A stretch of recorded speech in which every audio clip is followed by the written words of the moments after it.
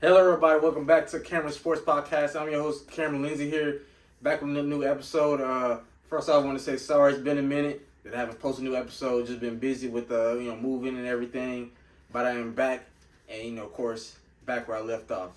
So today's topics, I want to announce that of course, we're going to be talking about Dame Lillard's trade request. Finally, I've been waiting for this to come, but we're gonna get into that in a minute because that's my favorite topic out of all these topics today. We got James Harden also requesting a trade. WWE superstar Damian Priest winning the Money in the Bank ladder match.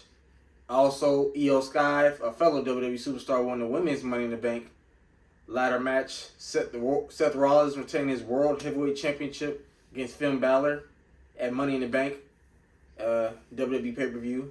Also, in the main event, the Usos beat Roman Reigns and their little brother Solo in the Bloodline Civil War match at Money in the Bank.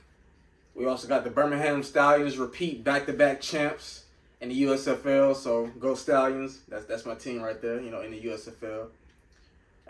SummerSlam, the next WWE pay-per-view is SummerSlam. That'll be August 5th next month. So you can download Peacock and subscribe for $5 to be able to watch the next WWE pay-per-view. Next up, yesterday, five-star receiver Cam Coleman commits to Texas A&M over schools like Kentucky, Auburn, Florida State, Clemson, LSU, Florida, and Georgia that were in his top 8. Also today, the NBA announced there will be a in-season tournament, and there'll be more details about that this week. So, but yeah, like I said, we got some really good topics to talk about today in today's episode. But first, let's start off with the WWE Money in the Bank pay-per-view that happened about last week this month, July 1st. For those who don't know, Money in the Bank is a WWE pay-per-view that WWE has. They have multiple pay-per-views pretty much almost each month. And I'm a diehard WWE fan. Been watching since the days like John Cena, Batista. Of course, I know superstars like The Rock, Stone Cold, Steve Austin. And I include WWE in my podcast because that is a professional sport. These are professional athletes. And of course, my goal is to be a sports analyst, as a journalist for companies like ESPN, WWE, or any type of big sports company. So, but it was, in my opinion, I think it was a 10 out of 10 pay-per-view. We're gonna start off with the women's ladder match between Zelina Vega, Becky Lynch, Zoe Stark, Bayley, Io Sky, and WWE Hall of Famer Trish Stratus. Now this match, there was really no favorite in this match, but my pick, I went with Io Sky because I feel like having somebody that has never really won the Money in the Bank contract is very important because, like I said, it's a match that can kickstart a superstar's career because you can cash in on a champion with any time, any place, anywhere that you want within a full calendar year. So that's a real big advantage, and that could change somebody's career. Think of superstars like Edge. For those who maybe have watched WWE before but haven't watched it in a while, if you remember superstars like Edge is a 2-time Money in the Bank winner. He won his first world title against John Cena when he cashed in for the WWE Championship. He also cashed in on The Undertaker and became World Heavyweight Champion. You got CM Punk, who cashed in on Edge doing his first world title and became World Heavyweight Champion. So it can kickstart a lot of careers for everybody. And now I think 5 years ago, 6 years ago, they came up with a women's Money in the Bank ladder match for the women. And I think the women's division has really grown over the years. No more bra and panty matches. You got Hell in a Cell matches, last woman standing matches, steel cage matches, elimination chambers. So all these grueling matches the women compete in, and they're really good. So Io Sky ended up winning that match. I think it was really good. For a second, I possibly thought maybe Becky Lynch or Trish Stratus would win, maybe, but Io Sky came up on top. So congratulations to her. I think she probably gonna cash in maybe on Asuka at some point to become WWE Women's Champion. So stay tuned for that. Next up, we got the men's Money in the Bank ladder match. Now, this one, LA Knight was a huge favorite by most people, by most WWE fans. And, rightfully so, because, like I said, I feel like, he has the potential to be a world champion. And I saw it by, like, him winning the Money in the Bank briefcase to become world champion at some point. Now, next YouTube star and boxing star Logan Paul, he's also a WWE superstar. For those who don't know, Logan Paul, when he first joined WWE, I was like, is he going to take it that seriously? But he really has. I respect him a lot as a YouTuber, a boxer, and a WWE superstar. Like I say, he can pretty much do it all, anything he puts in mind to. And if Logan Paul would have won this match, I wouldn't have had no problem with it, really. Because it'll make it more interesting. He's a YouTube star, boxing star, who just become a WWE superstar. Like, him becoming a champion in WWE can be very, very entertaining for a lot of fans. But the winner of this match was Damian Priest. Now, I did not see this coming. And once Logan Paul got put into this match, because I was like, he's either gonna be LA Knight or maybe Damian Priest. But I have no problem with Damian Priest because Damian Priest has great world champion potential. He's 6'5", 250 pounds. He's in a group called the Judgment Day. He's a real good heel. And I feel like he has great potential to be world champion. I just hope the WWE doesn't waste it and have him fail cash in on maybe the US or Intercontinental Championship. It needs to be a world championship. But I'm glad Damian Priest won the match. Like I said, I have no problem with it. Yeah, it does suck because LA Knight was the favorite, but I think that's a good thing because as a WWE fan, I want to be surprised. I hate, when news comes out, if like, oh, this person's his favorite is going to win the match. Like, no, let us be surprised. So, I don't think nobody saw Damian Priest winning it, but congratulations to him. We also had the match between Cody Rhodes and Dominic Mysterio, who's the son of WWE Hall of Famer Rey Mysterio, and Cody Rhodes is the son of late great WWE Hall of Famer Dusty Rhodes. Like I said, now this feud was a little interesting because of course Dom Mysterio has for the past weeks disrespected Cody Rhodes, slapped him, sneak attacked him from behind and always run away. But that's pretty much what a heel in WWE kind of is. Like, you got different heels. You'll have the heel who or maybe sneak attack you behind your back and then run away. So that's kind of what Dominic Mysterio does. But he's been really good as a heel. I like it. I like his character. And I had no problem with Cody Rhodes going one-on-one with Dominic Mysterio at Money in the Bank. But of course I went with Cody Rhodes because I just don't. It doesn't make sense for Dominic Mysterio to beat Cody Rhodes, unless Brock Lesnar would have interfered, but he didn't. So Cody Rhodes won this match straight up. So that's good.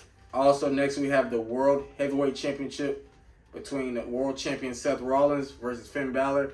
Now, this is a rivalry that goes back to 2016, so like around SummerSlam, when him and Seth competed for the inaugural Universal Championship to see who would be the first ever Universal Champion. Now, Finn Balor won that match, but he had to relinquish the title next night on Raw due to him an injury to his shoulder, like he dislocated it, torn some stuff in it.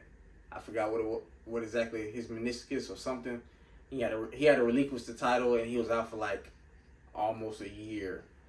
So, and he was looking for revenge. He wanted to get payback on Seth, so he was like, I'm gonna do to you what you did to me. I'm gonna take your title and take 7 years from your career. But Seth ended up winning this match due to Damian Priest, who won the Money in the Bank contract earlier on during the pay-per-view, distracted Finn, and he got distracted, and Seth ended up winning the match. Next up, we have Gunther versus Matt Riddle. Now, this one, possibly I thought maybe Gunther would lose, but I just don't see it happening. The way the feud was kind of going, Gunther was mostly dominating it. So I was not surprised that Gunther won this match, but it was a good match. Next up, we have the Women's Tag Team Championships between Ronda Rousey and Shayna Baszler versus Raquel Rodriguez and Liv Morgan. Now this one, I didn't have a problem. Usually I would have a problem with the way WWE does the women's tag team championships because they always pass them around like you're playing hot potato. Like, oh, now your turn. Like they change champions like every 20, 30 days. But the reason I had no problem with this one is because Shayna Baszler turned on her partner Ronda Rousey and cost them the tag team titles. But the reason is because of that is reports that I didn't believe it at first, but now it's all over Facebook, Twitter, Instagram that Ronda Rousey is going to leave WWE because her contract expires soon, so she's pretty much going to leave after SummerSlam. I hate to see it because, like I said, I like Ronda and WWE, but you know it is what it is. You know, you can't if superstars feel like they want to leave, like, hey, you can't really stop them. You know, but yeah, Raquel and Liv Morgan won back the titles. I just hope WWE gets some respect in the women's tag team division and actually let somebody have a long title run and not just change it every 20, 30 days. In the main event, we had the Bloodline Civil War between the undisputed WWE Universal Champion Roman Reigns and his cousin Solo Sikoa versus the Usos. Now, the Bloodline has been going on for, multiple years. Lately, the Usos decided they were out and they ended up getting a match against their own little brother and their cousin Roman Reigns. Now, part of me thought like, okay, Roman Reigns and Solo are probably going to win this match. And then after that, one of the Usos is probably going to challenge Roman because they took out the other brother. But turns out the Usos won. Roman Reigns was pinned. I thought that probably Solo was going to get pinned. But nope, Roman got pinned. I think it's the right move because that sets up a feud between Jey Uso, who pinned Roman, to face him at SummerSlam for his undisputed WWE Universal Championship. It's pretty much family versus family. And, that's going to be a very entertaining fight. But, yeah, I give this pay-per-view a 10 out of 10. Like I said, it was really, really good. It was in London, England. Like I said, I encourage a lot of people to watch WWE. If you haven't watched it in a while, like I said, it's very entertaining. These superstars put their bodies on the line. I respect every superstar pretty much. And, like I said, it's a fan, just like anybody else is a fan of any other sport. So, but yeah, I give it a 10 out of 10. WWE Money in the Bank. And I look forward to SummerSlam August 5th. Next up, we're going to be talking about 5-star receiver Cam Coleman, who's a wide receiver out of Central High School in Phoenix City, Alabama. Who's the number one ranked receiver according to ESPN 300 in the nation. He's the number one player in the state of Alabama, number one and number two player in the state of Alabama, and in his position. Cam, he listed a couple weeks ago. He listed his top 8 schools, which was Texas A&M, Kentucky, Auburn, Florida State, Clemson, LSU, Florida, and Georgia. Now, when I saw this top 8, I was like, okay.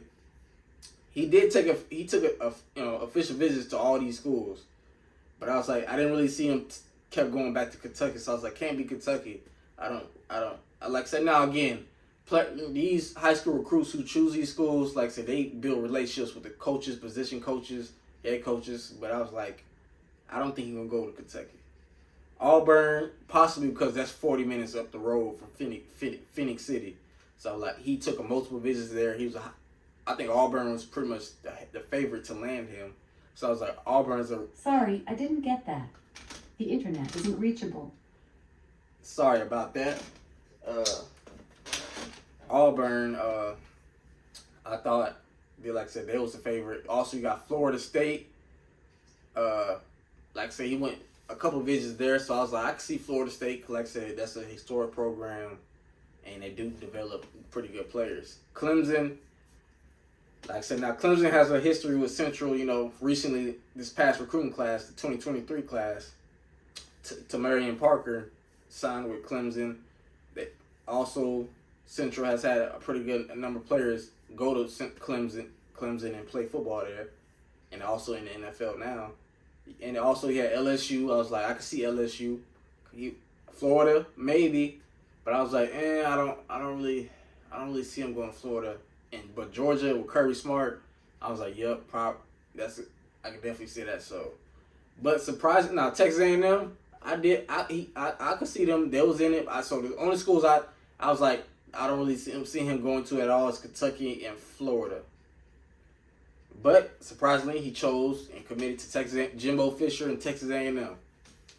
Now, I'll say this: Jimbo Fisher is a good coach. But last year Texas A&M was very bad. They underachieved. They was highly overrated. I think they had the number one ranked recruiting class a couple years ago, but most of them players were like ended up transferring and are gone. But like I said, I think Cam he probably built a relationship with position coach. Like I said, now some people think NIL money, because Texas A&M got a lot of, that school does have a lot of money to offer their athletes, but I'm not gonna say that because like I said, I don't know him like that, so I'm not gonna really say that. I think I really think it's most likely position coach. Like he probably feels like this is the best place he can develop as a player. Maybe also his education there at Texas A&M at College Station, and maybe the best place he feel like he can also win. Like of course winning is important, but developing as a player and education as well. So and plus possibly the NFL too, get to the NFL. So it's really about the best fit. And for a second when I was watching on Instagram Live, when he picked Alabama, I was like, that wasn't even in his top 8. I was like, Alabama? But he took that off and picked up Texas A&M, man. Like I said, hats off to him. Congratulations to you, Cam Coleman, on your commitment yesterday to Texas A&M. Like I said, I'm definitely going to be going to a couple games at Central again, like I did last year, to watch a lot of them players play. But like I said, I think I have no problem with it. Like I said, committing like I said, it surprised me because I thought he was going to either go to probably Auburn, Florida State, Clemson, or LSU.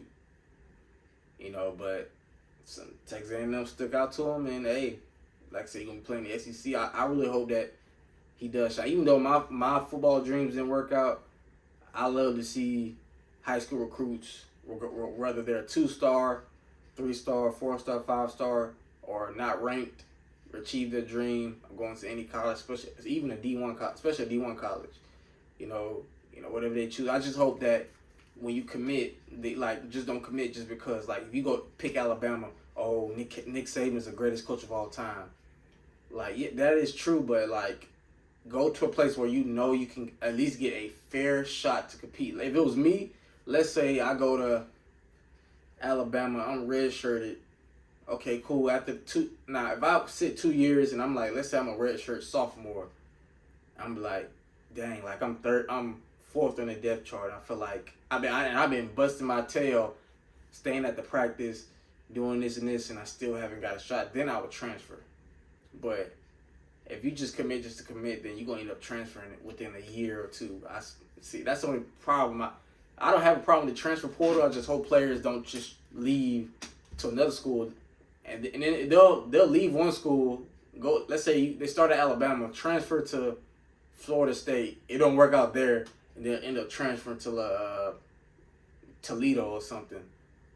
So now, like I said, really pick the school that fits you. So this is probably the school that fit him. Cam, he's a really good receiver, physical. He can jump ball. He's really good at jump ball. Pretty good route runner. So he's 6'3", 6'4". So I think he got a shot to really thrive at Texas A&M and really get some playing time there. So I think that's a pretty good choice for him. Let me know what y'all think on the comments. Like I said, type in Cam Coleman in Google. Look Cam Coleman Huddle Highlights, Central High School in Phoenix, Alabama. Check him out. He's really, really good. Next up, we got the Birmingham Stallions win back-to-back USFL championships. Now, like I said, last year I didn't really watch the USFL. This year I did. And like I said, it's a really good league, especially when you have no football to watch, college or NFL. And I recommend a lot of people to watch it, like I said, give you something to watch on the weekends. It's highly competitive and, really good players in the USFL. The Birmingham Stallions, like I said, part of me thought that we wasn't going to win the championship because the starting quarterback in the beginning of the season did get hurt, and he was out for the year, but their backup stepped up. He even won USFL MVP, named MVP the whole league, and hats off to him, you know, and the Birmingham Stallions are back-to-back champions. Next up, we're going to be talking about the NBA season tournament that just got announced today. But when you see this episode, it'll be a day or two later. So the 2023 in-season tournament. So it's going to be more details about that this week. What my thoughts are about is, at first I was like, I don't know, like, how's that going to work? In-season tournament, like, do we really need one? Because we got the NBA playoffs, but the WNBA does it. They have an in-season tournament. They got the Commissioner's Cup, so maybe it could work out. You know, I remember when the play-in tournament was announced, I was like, I don't know if it's gonna work. So I think it could be pretty interesting. Maybe it'll get players. I feel like the NBA probably came up with this in-season tournament to get players to take the regular season more seriously, because you got players like Kawhi Leonard who don't play back-to-back games a lot, who players who probably get injured or just sit out just because they don't, you know, they may be a little sore, they just sit out. So maybe an in-season tournament can help teams, motivate teams to make a playoff run or championship run in NBA Finals. So I think this could possibly work. I just hope that my Lakers are healthy, can have a chance to compete in this in-season tournament. So I don't know. I doubt if AD will see this, but it's worth a try. Anthony Davis, it's me, Cameron Lindsay here, host of Cameron Sports Podcast. If you see this, you are my favorite player in the NBA, you and Giannis. You literally have top 5 talent. You are you're a top 10 player, but really a top 5. If you stay healthy and have the mindset, like, we want the AD that was in New Orleans in that or the first year that was in LA that dominated, like, that made first team all defense, first team all NBA, like that AD. Like, it's like if he's not hurt, he'll drop 30 and 20 and 5 blocks one game, and then turn around and give us 12 and 7. Like, AD, come on now. I understand, Bron. You got to take the torch from Bron. He's entering his 21st season, 21st season. Like, he's about to be 39 this year. AD, you gotta take the torch. You only 30, man. You just turned 30 this year. Like, you gotta take that torch. You gotta take it, please. You just not entering your prime. You gotta take that. But like I said, I may not be an NBA player, but I'm not the type of journalist that's just gonna dog you and you can't do this. Like, doing that, even though we got swept by the Nuggets during the playoff run, he was pretty much the best defender in the playoffs by far. Like, even though Jaren Jackson did win Defensive Player of the Year, if AD would have stayed healthy, he would have been Defensive Player of the Year. Not even close. No disrespect to Jaren Jackson, it wouldn't even been close. So, because AD is the best, when healthy, the best two-way player, especially the best defender, best rim protector, best defender, because he can guard 1 through 5. So, but I still think we need a big man like Dwight Howard to take some stress off of AD when guarding Jokic. Like, that's still not easy. You know, he did a pretty good job, but you're not gonna stop Jokic from getting his. You can make it hard on him, you know. So, but I think the NBA in-season tournament, you know, is gonna be pretty interesting. You know, I'm definitely gonna be watching. You know, make the regular season mean something more now, so players can take it more seriously. Fans who may pay money to see this type of player, maybe that player will play now. Because there's the in-season, these is a tournament. There's a championship to play for now. There's, you know, more awards, so there may be more money for players. So, hey, I think it seemed like an interesting idea, and I can't wait to hear more about it. Next up, speaking of the NBA, James Harden requested a trade. Now he optioned in his $30.5 million player option with the Sixers, and they agreed to work with for the trade for James Harden. So that means he's not going to be back with the team. Now, there are some teams like the Clippers, the Heat, where the Heat are kind of interested in the Clippers. Now, I wouldn't recommend the Clippers because I don't think James, he's not a superstar anymore. He's still a star. But the way he played in that last game, 9 points, 3-11 for the field. And plus, you already got Russ. So if you get James, what you going to do? Start James, start Russ, Kawhi, Paul George, and Zubac? I don't know about that. James and Russ, that didn't work in Houston. So, and if you send Russ to the bench, is he going to get mad like he did with my Lakers? I mean, eventually he did embrace it. But let's be honest, like, I think he probably would prefer starting. So, at this point right now, I don't know where James Harden is going to go. People talking about he's going to my Lakers. No. Unless James is going to give us at least 21 points a game, 10 assists, including playoffs, then we'll take him. But I learned my lesson with Russ. No. We good in L.A. We good in LA. But, yeah. Now, the biggest news, the main topic here is Dame Lillard finally requested a trade from Portland. Now, this, like I said, a few years ago, Dame said, he would never really want to leave Portland. He wanted to retire, and he don't like super teams, which is fine. Like me, like, I get it, like, but in the NBA, you join that league to compete at the highest level. It's what you love to do, but you also want to compete at the highest level. You want to leave a legacy. You want to win championships. Now, I respect his loyalty. Dame is a superstar player, elite player, future Hall of Famer, top 75 player, because, he made the top 75 team, so. But, like, Dame, like, you know what I'm saying? Before he requested the trade, I was like, you got to look at it like this, man. Portland is not going nowhere. He should have asked for a trade when they traded C.J. McCollum. Like, no superstar in free agency is coming to Portland. That's all the way in Oregon. Nobody's coming there. The only way, really a small market, like the Milwaukee Bucks, how they got Giannis, they drafted him.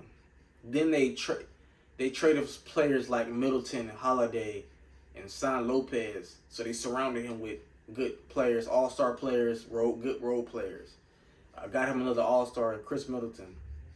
But a superstar like Giannis, they drafted him. So that's pretty much like look at Dame. That's how Portland got Dame, drafting him. So, but even this past season, he sat out like the last couple weeks of the season because he knew they wasn't even going to be able to even make the play-in. So I'm like, if that's the case, let's say if he would stay with Portland, he stays with Portland, and the same thing happens this upcoming season that happened this past season.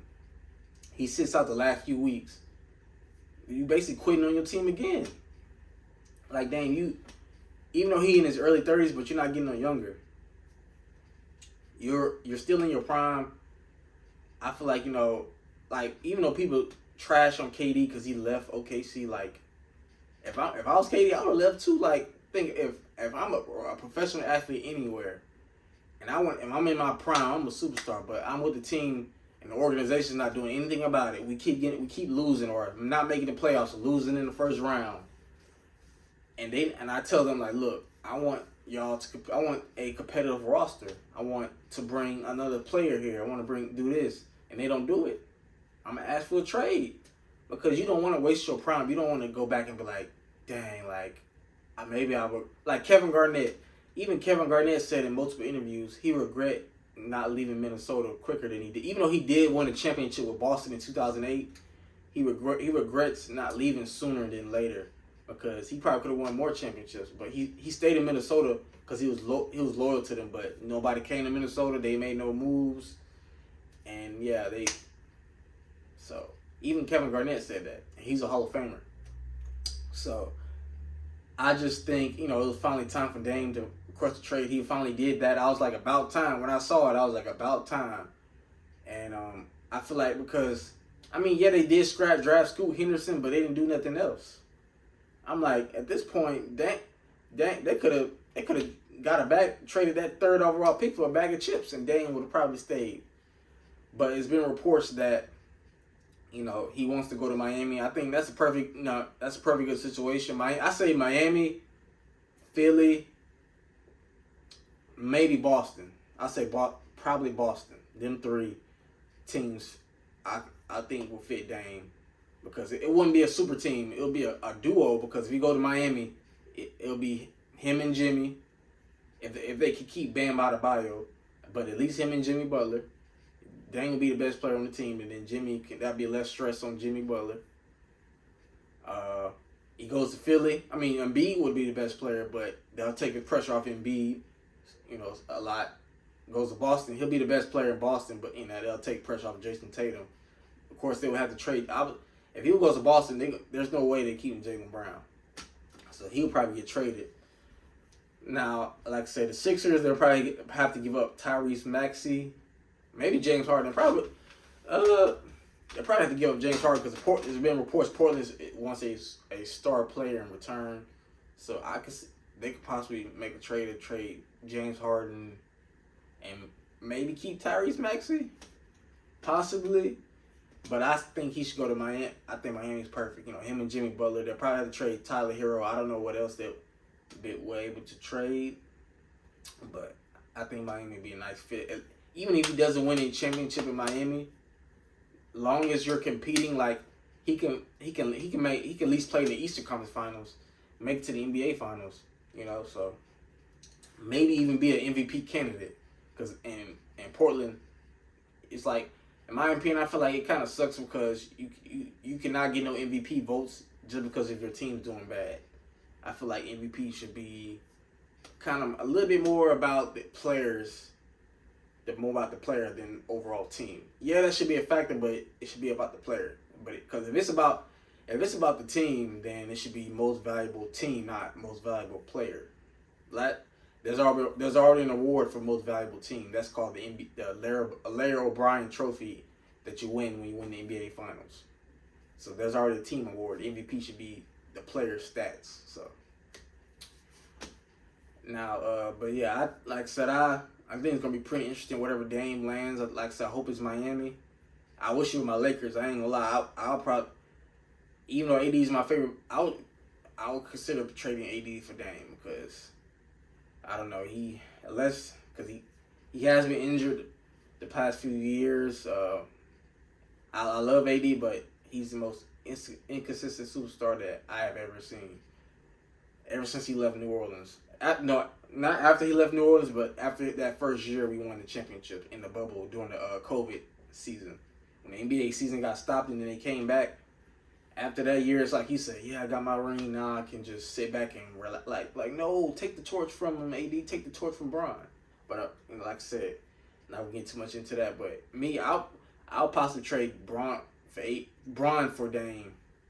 I wish, even though that's not gonna happen, because really I feel like they should trade Bron after the season, because wherever Bronny goes, I feel like Bron is gonna go.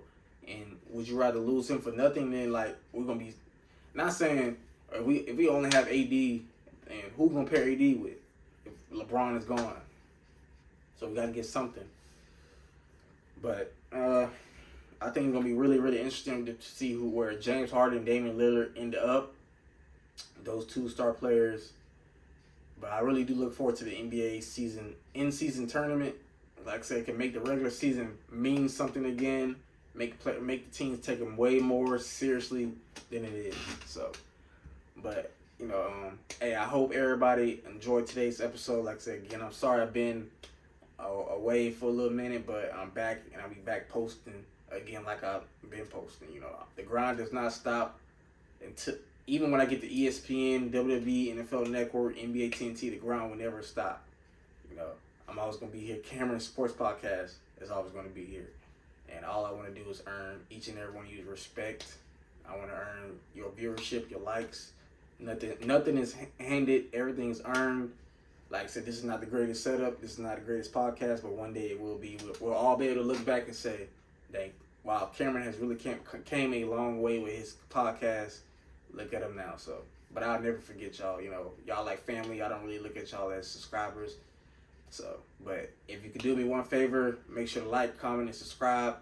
Also refer others that you know to subscribe to my channel. Even one new subscriber a day means a lot to me. So I really appreciate it. I love each and every one of you. Make sure you always pray. Thank God for being awake to see another day and doing what we love. So regardless of what that is. So, but I'll catch y'all next time on another episode of Cameron Sport Podcast, and I'm out.